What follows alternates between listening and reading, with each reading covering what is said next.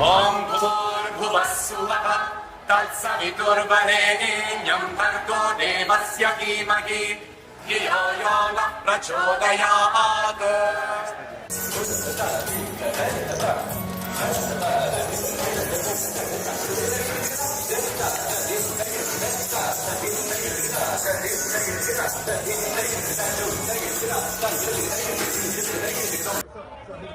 इस्लामाबाद का कातिल और कातिल पाकिस्तानियों का कातिल के दुरुस्त नहीं है।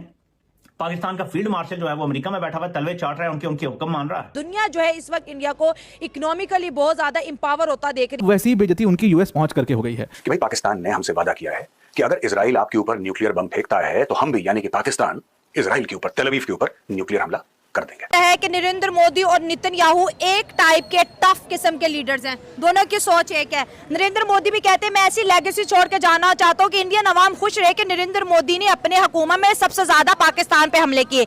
नेतन्याहू भी यही लेगेसी छोड़ के दुनिया में जानना चाहते हैं कि भाई सिर्फ इसराइल में एक नेतन्याहू ऐसा आया था जो इसराइल का सबसे बड़ा हामी था।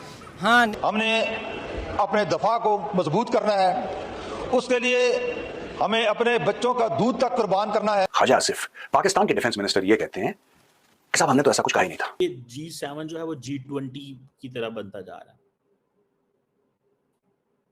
और ये जो नरेंद्र मोदी साहब को इनवाइट किया गया है यहाँ पे जारी बात है, they have a specific geopolitical agenda, उनका स्पेसिफिक जियोपॉलिटिकल का एजेंडा है मोदी साहब को इनवाइट करना specific, and they know and they do value इसकी, उनको समझ है।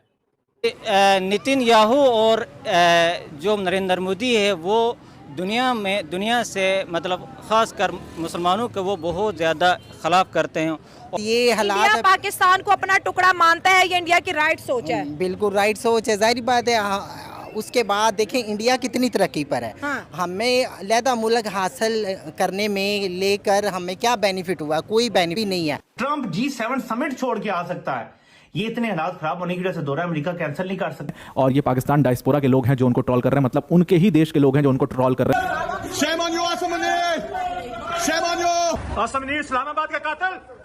इंडिया को देख लें, इंडिया के पास अब 1.25 अरब 1.5 अरब आबादी है, इतना बड़ा खिता है इतना। हाँ। तो अब वो कितने सुकून में है और कितनी पावर में है, माशियत उसकी कितनी ज़बरदस्त है। हाँ। तो हमारे पाकिस्तान के उसके मुताबिक कुछ भी नहीं है। तो अब हमारी माशियत देख लें, हमारी कौम देख लें, हमारी जो आवाम को कोई फैसिलिटीज़ वगैरह कोई नहीं है। बात एग्री है, देखिए दुश्मनी दोस्ती अपनी जगह, लेकिन इंडिया की इकोनॉमी बहुत स्ट्रॉन्ग है। बिल्कुल यही पैसा डॉलर के मुकाबले में बड़ा स्ट्रॉन्ग है, बड़ा स्ट्रॉन्ग है, IMF के लोन में नहीं है। बिल्कुल ऐसा ही। यही तो कह रहे हैं कि हमें मजीद बेहतर परफॉर्मेंस करनी पड़ेगी और बेहतरीन प्लानिंग करनी पड़ेगी। अब इंडिया का जो ख्वाब है अखंड भारत, उसको कितना सच होता हुआ देख रहे हैं? अभी ये जारी बात है, अखंड भारत जो है वो अब अगर तो उसमें कामयाब होता है तो अखंड भारत में जी बिल्कुल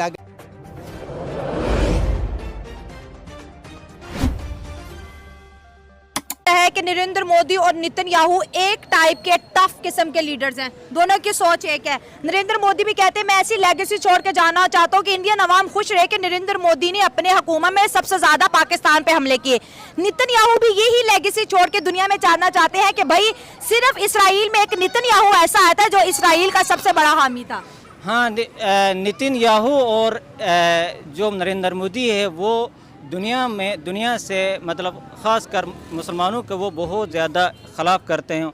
ये हालात पाकिस्तान को अपना टुकड़ा मानता है, ये इंडिया की राइट सोच है। बिल्कुल राइट सोच है, जाहिर बात है।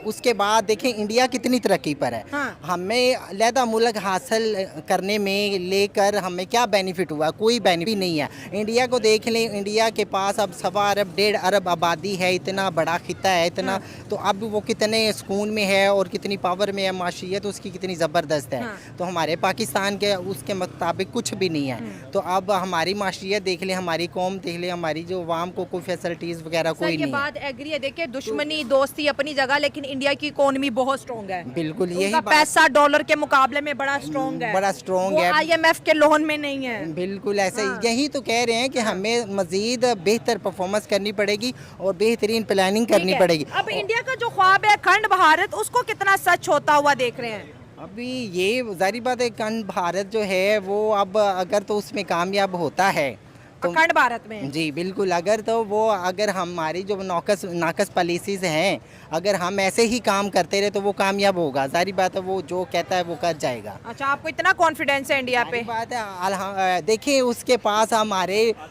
पास कितनी हमसे ज़्यादा हथियार हैं। अच्छा, ठीक हो हमसे गया। ज़्यादा हथियारे भी ठीक हैं, हो हमसे गया। ज़्यादा मजाइल भी हैं। ठीक हो गया। ठीक है, हम सर, जज्बा तो सारा पाकिस्तान के पास है। जज्बा तो है, लेकिन जज्बा अब खाली जज्बा भी कुछ नहीं करेगा। वो जज्बे नहीं रहे। अब हम वो प्योर मुसलमान नहीं हैं। हाँ। हमारे वो इतने स्ट्रॉन्ग ईमान नहीं है जो हाँ। पहले हमारे होने चाहिए थे। जी। तो ये चीज़ें हमें नज़र रखनी चाहिए।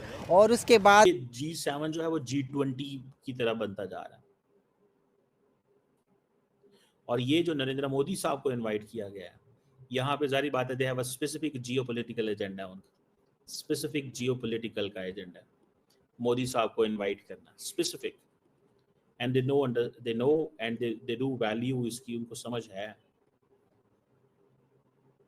अब ये जो मोदी साहब वहां पहुंचे हैं, यहाँ पे लेकिन सिर्फ 23 आवर्स के लिए नरेंद्र मोदी का कनाडा के अंदर रहना ये चीज बताता है कि ठीक है, हमारे लिए G7 इंपॉर्टेंट है, कनाडा इतना इंपॉर्टेंट नहीं है, या मैं यहाँ पे लंबा नहीं बैठ सकता, या मैं लंबा नहीं रह सकता। क्योंकि मोदी साहब साइप्रस से G7 गए थे, वापस फिर वो क्रोएशिया आकर रुकेंगे, वापस फिर उधर आकर रुकेंगे। और यूरोप क्यों इंपॉर्टेंट है सारे का सारा?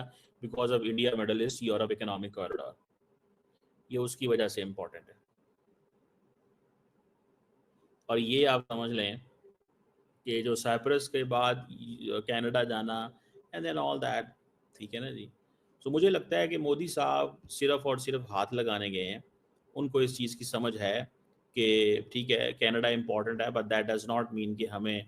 और ऊपर से फिर वो ट्रम्प साहब भी चले गए। ट्रम्प साहब का आपको पता है कि अपना डिफरेंट स्वैग है, उनका डिफरेंट स्टाइल है, उनकी डिफरेंट जो एक वो एक माइंड सेट है उनका। आप उनको वो जैसे कहते हैं ना, ट्रम्प को नहीं आप ट्रम्प है, ट्रम्प है, उसको नहीं आप कुछ भी कह सकते कि हाँ जी पायन की करना है तो की नहीं करना। जो ट्रम्प साहब का दिल कर रहा है, उनको किसी को अच्छा लगे, किसी को बुरा लगे, कुछ हो, ये हो, वो हो, ट्रम्प इज वो एक डिफरेंट गेम के खिलाड़ी हैं, बिल्कुल डिफरेंट गेम के खिलाड़ी हैं। और उनको इस चीज़ का अंदाज़ा है कि दुनिया को हमें किसी की कोई परवाह नहीं है।